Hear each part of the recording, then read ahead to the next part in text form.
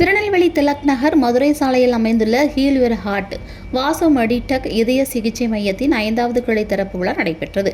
இதய நோய்களுக்கு அறுவை சிகிச்சை இல்லாமல் சிகிச்சை வழங்கும் நோக்கில் இந்த மையம் தொடங்கப்பட்டுள்ளது. குறிப்பாக EECP எனப்படும் முறையின் மூலம் இதய நோயாளிகளுக்கு சிகிச்சை அளிக்கப்படும். திறப்பு விழாவில் மருத்துவர்கள், சமூக பிரதிநிதிகள் மற்றும் பொதுமக்கள் பலரும் கலந்து கொண்டு மையத்தின் சேவைகளை பாராட்டினர். இந்த மையத்தின் மூலம் இதய நோயால் பாதிக்கப்பட்டவர்களுக்கு முன்னேற்றமான மருத்துவ சேவைகள் வழங்கப்படுவதுடன் பைபாஸ் அறுவை சிகிச்சை அல்லது ஆஞ்சியோபிளாஸ்டி இல்லாமல் சிகிச்சை பெறும் வாய்ப்பு கிடைக்கும் என நிர்வாகம் தெரிவித்துள்ளது. திருநெல்வேலி திலக் நகர் மதுரை சாலை 9 என்ற முகவரியில் அமைந்துள்ள இந்த மையத்தில் இதய நோயாளிகள் ஆலோசனை மற்றும் சிகிச்சைக்காக முன்பதிவு செய்து பயன்பெறலாம் என தெரிவிக்கப்பட்டுள்ளது.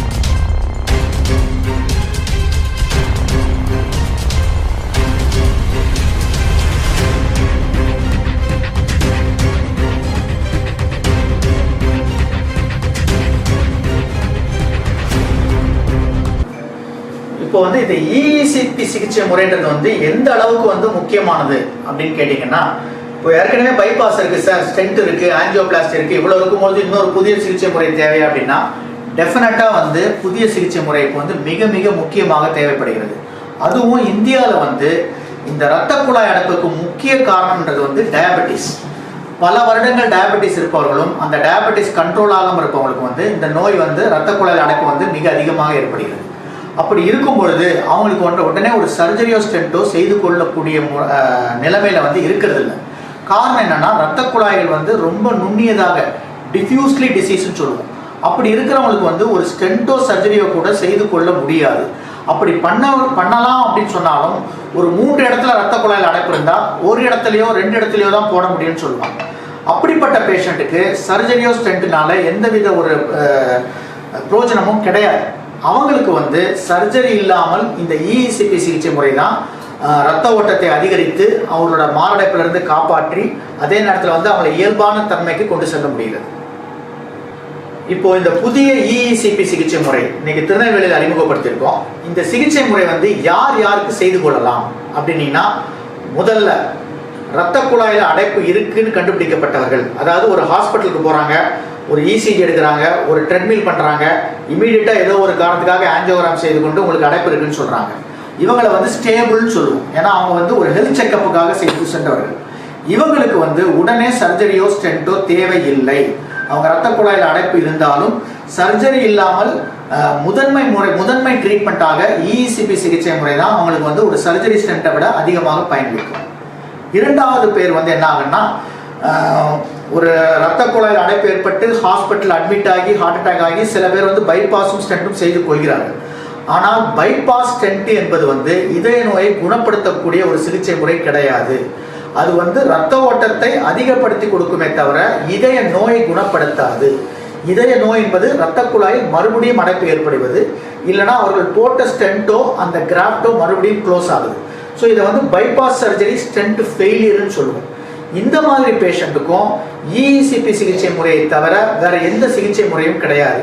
ஏனென்றால் மறுபடியும் ஒரு பைபாஸோ ஸ்டென்ட்டோ செய்து கொள்ள வேண்டும் என்று சொல்லப்பட்டாலும் ரிஸ்க் வந்து மிக மிக அதிகம். அப்போ அதை தவிர்த்து இஇசிபி சிகிச்சை முறை தான் அவங்களுக்கு வந்து பயனளிக்கும். மூணாவது பேஷண்ட் என்ன அப்படின்னீங்கன்னா, மாரடைப்பு ஏற்படுகிறது, அதனால வந்து இருதயம் வந்து செயலிழப்பு ஏற்படுகிறது, ஹார்ட் ஃபெயிலியர்னு சொல்லுவோம்.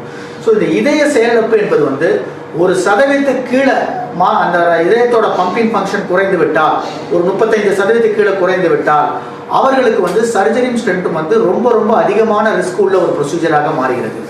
அந்த மாதிரி பேஷண்ட்டுக்கும் சர்ஜரி இல்லாமல் அந்த ரத்த ஓட்டத்தை அதிகப்படுத்தி கொடுக்கக்கூடிய அந்த பம்பிங் ஃபங்க்ஷனையும் ரத்தத்தை அதிகப்படுத்துவதன் மூலம் இம்ப்ரூவ் செய்து கொள்ளக்கூடிய ஒரு சிகிச்சை முறை தான் இஇசிபி சிகிச்சை முறையாகும். இது 3. 4வது ஒரு பேஷண்ட் என்னன்னா, இவங்களுக்கு எப்படின்னா இதயத்தில் ரத்த குழாயில் அடைப்பு என்று கண்டுபிடித்து விடுகிறார்கள். ஆனால் கோமார்பிட் இல்னஸ்ன்னு சொல்லுவோம். அவங்களுக்கு லிவர் ப்ராப்ளம் இருக்கலாம், கேன்சர் இருக்கலாம், இல்லைனா கிட்னி ப்ராப்ளம் இருக்கலாம், ஸ்ட்ரோக் இருக்கலாம். ஸோ இந்த மாதிரி அதர் டிசீஸ் மற்ற நோய்கள் இருக்கும் பொழுது சர்ஜரி செய்வதோ ஸ்டென்ட் செய்வதோ வந்து மிக மிக கடினமாகிறது. அவர்களுக்கும் அந்த சர்ஜரி இல்லாமல் ரத்த ஓட்டத்தை அதிகரிக்கக்கூடிய ஒரே அங்கீகரிக்கப்பட்ட சிகிச்சை முறை வந்து இந்த இஇசிபி சிகிச்சை முறையாகும். கடைசியாக வந்து இன்னைக்கு வந்து விமன்ஸ் டே. இதில் முக்கியம்னா இதய நோய் வந்து ஆண்களுக்கும் பெண்களுக்கும் வேறு விதமாக இருக்கும். ஆண்களுக்கு முக்கியமாக மெயின் ரத்த குழாயில் அடைப்பு 70%, 80%, 90% சொல்லுவாங்க. ஆனால் விமனுக்கு வந்து அந்த ரத்த குழாயில் வந்து மேஜர் வெசல்ல அடைப்பு இருக்காது. ஆஞ்சியோகிராம் செய்தால் நார்மலாக இருக்கும். ஆனால் நுண்ணிய ரத்த குழாய்கள் அடைப்பு அதிகமாக இருக்கும். அந்த மாதிரி பேஷண்ட்டுக்கு இஇசிபி சிகிச்சையை தவிர வேற எந்த சிகிச்சையும் வந்து பயன்படாது. அவர்களுக்கு ஆஞ்சியோபிளாஸ்டி ஸ்டென்ட் செய்ய முடியாது. ஏனென்றால் மெயின் வெசல்ஸ் எல்லாம் நார்மல். ஸோ இந்த மாதிரி பேஷண்ட்டுக்கும் இஇசிபி சிகிச்சை முறை மூலம் பலன் எடுத்துக்கொள்ளலாம். என் பேர் வந்து டாக்டர் எஸ் ராமசாமி. இன்னைக்கு வந்து திருநெல்வேலியில் வந்து ஹீலியோ ஹார்ட் இஇசிபி சிகிச்சை முறைன்ற ஒரு சிகிச்சை முறையை கொண்டு வந்திருக்கோம். இந்த சிகிச்சை முறை வந்து சென்னை, மதுரை போன்ற பல இடத்துல ஆல்ரெடி இருக்கின்றது. இந்த சிகிச்சை முறையை வந்து முதலாக வந்து ஒரு 15 வருடங்களுக்கு முன்பு இந்தியாவுக்கு முதலாக நாங்கள் தான் கொண்டு வந்தோம். இப்போ ஏன் இந்த இஇசிபி சிகிச்சை முறை அப்படின்னீங்கன்னா, இப்போ ஒரு இதய நோயினாலே வந்து எல்லாரும் பயப்படுறாங்க. உடனே அவங்க மனசுல வரக்கூடியது வந்து உடனே ஒரு பைபாஸ் சர்ஜரி செய்து கொள்ள வேண்டும், ஸ்டென்ட் பண்ணணும், என்ன பண்றது தெரியாம பயப்படுறாங்க. ஆனால் இப்போ இந்த இஇசிபி சிகிச்சை முறையின் மூலம் ஒரு பேஷண்ட் வந்து ஒரு ஹாஸ்பிட்டல்ல தங்காமல், வலி இல்லாமல், ஒரு பைபாஸ் சர்ஜரியோ ஆஞ்சியோபிளாஸ்டியோ செய்து கொள்ளாமல் அவர்களுக்கு வந்து இதயத்துக்கு ரத்த ஓட்டத்தை அதிகப்படுத்தி அவர்களை குணப்படுத்தி பழைய இயல்புக்கு கொண்டு செல்லக்கூடிய ஒரு புதிய சிகிச்சை முறை தான் இந்த இஇசிபி சிகிச்சை முறையாகும். இந்த இஇசிபி சிகிச்சை முறையின் மூலம் வந்து நாங்கள் சென்னையிலையும் மதுரை போன்ற பல இடங்கள்ல, நாக்பூர் போன்ற பல இடத்துல இந்த சிகிச்சை முறையை கொடுத்துட்டு இருக்கோம் ஹீலியோ ஹார்ட் மூலம். இதன் மூலம் மினிமம் வந்து ஒரு 10,000 பேஷண்ட்டை வந்து இது மூலம் சிகிச்சை கொடுத்து குணப்படுத்தி உள்ளோம். இந்த சிகிச்சை முறை முக்கியமான தன்மை என்ன அப்படின்னு சொன்னீங்கன்னா, உங்களுக்கு ரத்த குழாயில் அடைப்பு ஏற்பட்டால் எல்லாரும் பயப்படுறது என்னன்னா, ரத்த ஓட்டம் குறைஞ்சுன்னா மாரடைப்பு வந்துடும், மாரடைப்பு வந்தா பிரச்சனை வந்துடும் பயப்படுறாங்க. ஆனால் மாரடைப்பு வருவதற்கு முன்போ இல்லது மாரடைப்பு வந்த பின்போ இதயத்துக்கு ரத்த ஓட்டத்தை அதிகப்படுத்துவதற்கு சர்ஜரி இல்லாமல் செய்யக்கூடிய ஒரு மிக புதிய செயல்முறை தான் இந்த இஇசிபி சிகிச்சை முறையாகும். இந்த இஇசிபி சிகிச்சை முறை வந்து யாருக்கெல்லாம் கொடுக்கலாம் அப்படின்னா, இப்போ வந்து இந்த நோய் வந்த பிறகு யாரும் பயப்பட வேண்டாம். ரத்த குழாயில் அடைப்பு ஏற்பட்ட உடனே நாங்கள் உடனே போய் ஒரு பைபாஸ் பண்ணணும், ஒரு சர்ஜரி பண்ணணும், ஒரு ஸ்டென்ட் பண்ணணுன்றது வந்து பழைய ஒரு ஐடியா. அது வந்து மாற்றப்பட்டுள்ளது. இது வந்து உலக அளவில் எல்லா இடத்துலையும் நடக்கக்கூடிய ஒரு புதிய மாற்றம்.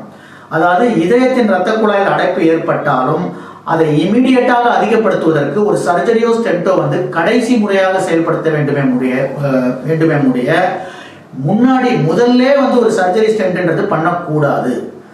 ஏன் பண்ணக்கூடாது அப்படின்னீங்கன்னா, இந்த சர்ஜரியும் ஸ்டென்ட்டும் எதற்காக செய்கிறார்கள் அப்படின்னா நீங்க நல்லா புரிஞ்சுக்கணும்.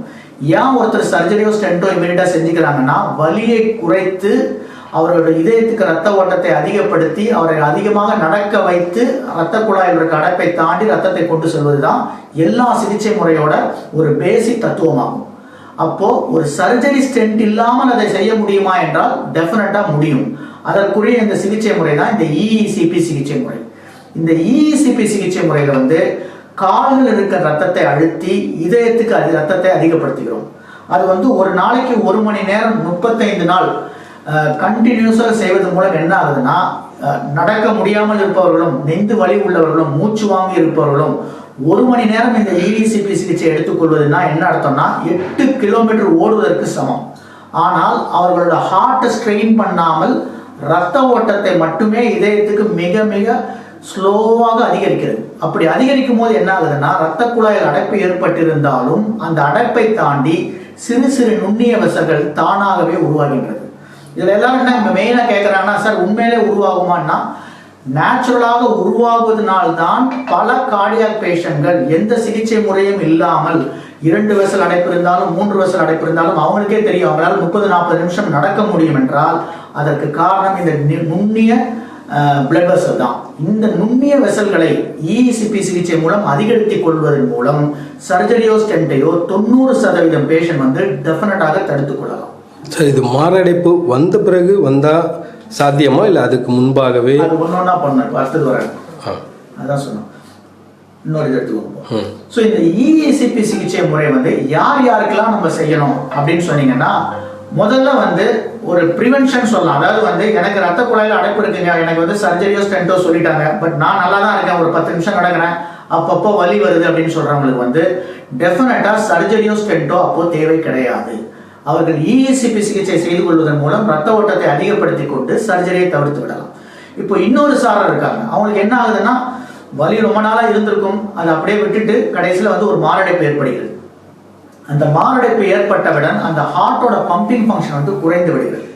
அப்படி குறைந்து விட்ட பிறகு, இது ரொம்ப நீங்க நுண்ணியமாக கேட்கணும், பம்பிங் ஃபங்க்ஷன், இதயத்தோட பம்பிங் ஃபங்க்ஷன் குறைந்த பிறகு உங்க ரிஸ்க் அதிகமாகிறது. நீங்க ஒரு சர்ஜரியோ ஸ்டென்ட்டோ செய்து கொள்ள வேண்டும் என்று நினைத்தாலும் உங்க சர்ஜனோ உங்களோட கார்டியாலஜிஸ்டோ என்ன சொல்லுவாங்கன்னா, பண்ண முடியும், ஆனால் இதுல ரிஸ்க் அதிகமாக இருக்கிறது அப்படின்னு சொல்லுவாங்க. ஸோ அந்த மாதிரி பேஷண்ட்டும் மாரடைப்பு வந்து இருதயத்தின் தசைகள் வந்து சேரடைந்து பம்பிங் குறைந்த பிறகும் இஇசிபி சிகிச்சை செய்து கொள்வதன் மூலம் அந்த ரத்த ஓட்டத்தை அதிகரித்து அந்த இருதய தசைகளுக்கு ரத்த ஓட்டத்தை அதிகரிப்பதன் மூலம் அந்த பம்பிங் ஃபங்க்ஷனும் இம்ப்ரூவ் ஆகி மறுபடியும் பழைய நிலைக்கு கொண்டு செல்ல முடியும். ஸோ இந்த சிகிச்சை முறை என்பது வந்து ஒரு சர்ஜரிக்கோ ஸ்டென்ட்டுக்கோ முன்பாக செய்யக்கூடிய ஒரு மிக முக்கியமான சிகிச்சை முறையாகும். இந்த சிகிச்சையை செய்து கொண்டாலே இந்த மாதிரி பம்பிங் ஃபெயிலியர் ஆனவர்கள் வந்து ஒரு 60-70 விழுக்காடு வந்து அடுத்தது சர்ஜரியோ ஸ்டென்ட்டோ தேவையில்லாமல் தடுக்க முடியும். சார், இந்த மாரடைப்பு நேரங்களில் பக்கவாதம் வருது, அந்த நோய்க்கான சிகிச்சை நம்மகிட்ட இந்த முறை செயல்படுமா? இப்போ வந்து எல்லாருமே என்ன நினைக்கிறாங்கன்னா, ரத்த குழாயில் அடைப்பு அப்படின்னு சொன்னாலே அது மாரடைப்பு அப்படின்னு நினைக்கிறாங்க. ஆக்சுவலா வந்து ரத்த குழாயில் அடைப்புன்றது வந்து ஒரு ஜென்ரல், அதாவது வந்து உங்களோட ரத்த குழாய் அடைப்பு வந்து கரெக்டா பர்டிகுலரா போய் உங்க இதயத்தில் உள்ள ரத்த குழாயை மட்டும் அடைப்பது கிடையாது. உங்க ரத்த குழாய்களின் நோய் என்பது வந்து ரத்த குழாய் வந்து இதயத்தில் அடைக்க ஏற்படும் போது வருதுதான் மாரடைப்பு. அதே ரத்த குழாய் அடைப்பு வந்து உங்களோட பிரெயின்ல ஏற்பட்டால் அதுதான் ஸ்ட்ரோக். ஸோ அதே அடைப்பு வந்து உங்க கிட்னி வெசல்ல ஏற்பட்டால் ரீனல் ஃபெயிலியர். ஸோ சில பேருக்கு வந்து ஸ்மோக்கர்ஸ் காலில் அந்த அடைப்பு ஏற்படும், அதை தான் பெரிஃபரல் வாஸ்குலர் டிசீஸ்ன்னு சொல்லுவாங்க. அப்போ இது எல்லாத்துக்குமே காரணம் வந்து அடைப்பு, ரத்தம் வந்து செல்லாமல் தடுக்கப்படுகிறது. அப்போ அந்த ரத்த ஓட்டத்தை அதிகப்படுத்தக்கூடிய சிகிச்சை முறைகள் தான் நிறைய பார்த்துருப்பீங்க, சர்ஜரி, ஸ்டென்ட்டு. ஆனால் இது இல்லாமல் அந்த எல்லா உறுப்புகளுக்கும் நீங்க ஒரு இஇசிபி சிகிச்சை முறை எடுத்துக்கொள்ளும் பொழுது ஒன்லி ஒரு இருதயத்துக்கு மட்டுமல்ல, அந்த ரத்த ஓட்டம் வந்து உங்க பிரெயின், கிட்னி, லிவர், லங்ஸ் எல்லா இடத்துக்கும் அதிகப்படுத்துகிறது. ஸோ அப்படி இருக்கும் பொழுது இந்த இஇசிபி சிகிச்சை முறை இதயத்திற்கான அடைப்பு, அதாவது ஹார்ட் அட்டாக் மட்டுமல்லாமல் stroke, peripheral vascular disease, Reno vascular, அதாவது உங்கள் கிட்னிக்கு செல்லக்கூடிய ரத்த குழாயில் அடைப்பு ஏற்பட்டாலும் இந்த சிகிச்சை மூலம் ரத்த ஓட்டத்தை அதிகப்படுத்த முடியும். இதுக்கு ஏதாவது பத்தியம் உண்டா சார்? ஏன்னா மற்ற ட்ரீட்மெண்ட்டில் அது சாப்பிடக்கூடாது, இது சாப்பிடக்கூடாது அப்படிலாம் சொல்லுவாங்க. நம்ம சிகிச்சை முறையில் அந்த மாதிரி ஏதாவது கட்டுப்பாடுகள் உண்டா? இப்போ வந்து இந்த இசிபி சிகிச்சை முறைன்றது வந்து என்னன்றது எல்லாரும் கேட்கும்போது மிக எளிதாக புரிந்து கொள்ள வகையில் சொல்லக்கூடிய ஒரு எக்ஸ்பிளனேஷன் என்ன அப்படின்னு சொன்னீங்கன்னா, இப்போ ஒரு மனிதர் வந்து நடக்கிறாங்க, எதற்காக நடக்க சொல்கிறோம் அப்படின்னா, நடப்பதுன்றது வந்து மிக மிக முக்கியம். ஒரு மனிதனுக்கு நடப்பதன் மூலம் அந்த ரத்த ஓட்டம் வந்து எல்லா இடத்துக்கும் மெதுவாக அதிகப்படுத்துகிறது. அப்போ என்ன ஆகும்னா, நல்லா நடக்கிறவங்களுக்கு ரத்த ஓட்டமும் அவங்களோட ரத்த குழாயோட ஹெல்த்தும் நல்லா இருக்கும். ஸோ இஇசிபின்றது வந்து நேச்சுரலாகவே ரத்த ஓட்டத்தை அதிகரிக்கக்கூடிய ஒரு சிகிச்சை முறை தான். ஸோ இந்த இஇசிபின்னா ஒரு எக்ஸசைஸ் மாதிரி தான். இப்போ நீங்கள் வந்து ஒரு நோயாளி, ஒரு இதய நோயாளியோ, ஒரு ஸ்ட்ரோக் இருக்கிறவங்களுக்கோ, ஒரு பெரிஃபரல் வாஸ்குலர் டிசீஸோ, சார் டெய்லி ஒரு 8 கிலோமீட்டர் நடங்க சார்ன்னு சொன்னால் அவங்க என்ன சொல்லுவாங்க, சார் 10 நிமிஷம் நடந்தாலே மூச்சு வாங்குதுன்னு சொல்கிறேன், நான் எப்படி சார் நடக்க முடியும் அப்படின்னா, அப்போ அவர் தான் நோயாளி. அப்போ அந்த நோயாளிக்கு நடக்க முடியவில்லை என்றால் இந்த இசிபி சிகிச்சை கொடுப்பதன் மூலம் அந்த ரத்த ஓட்டம் எல்லா ஆர்கனுக்கும் அதிகப்படுத்துகிறது. அது அதிகப்படுத்துவது வந்து அவர் வந்து டெய்லி வந்து மிக வேகமாக ஓடுவதற்கு சமம். அப்போ இந்த சிகிச்சை முறையின் போது வந்து நேச்சுரலாகவே அந்த ரத்த ஓட்டத்தை அதிகப்படுத்துவதன் மூலம் இது ஒரு நேச்சுரல் பைபாஸ் என்றே சொல்லலாம். ஸோ இதற்கு வந்து பத்தியமோ, இந்த சிகிச்சை பண்ணும்போது காலையில் செய்ய வேண்டும், இந்த பொருட்கள் எல்லாம் சாப்பிடக்கூடாது, இந்த மருந்துகளை சாப்பிடக்கூடாதுன்ற எந்த ஒரு கட்டுப்பாடும் கிடையாது. இது வந்து ஒரு எக்ஸசைஸ் மாதிரி நீங்கள் நினைத்துக்கூடாது. அதாவது இன்னைக்கு வந்து ஒரு இதய நோய் அப்படின்னு சொல்லிட்டாலே வந்து ஒரு ஒரு குடும்பத்தினால வந்து ஒரு பைபாஸ் சர்ஜரியோ ஸ்டென்ட்டோ செய்து கொள்ள வேண்டும் என்றால் மினிமம் வந்து 5 to 10 லட்சம் வரை வந்து செலவாகின்றது. அப்படி இருக்கும்பொழுது பலரால் வந்து இந்த பைபாஸ் சர்ஜரி ஆஞ்சியோபிளாஸ்டி செய்து கொள்ள முடியாது. அப்படி செய்து கொண்டாலும் ஃபைனான்ஷியலாக வந்து அவங்களோட குடும்பம் வந்து பாதிக்கப்படுகிறது.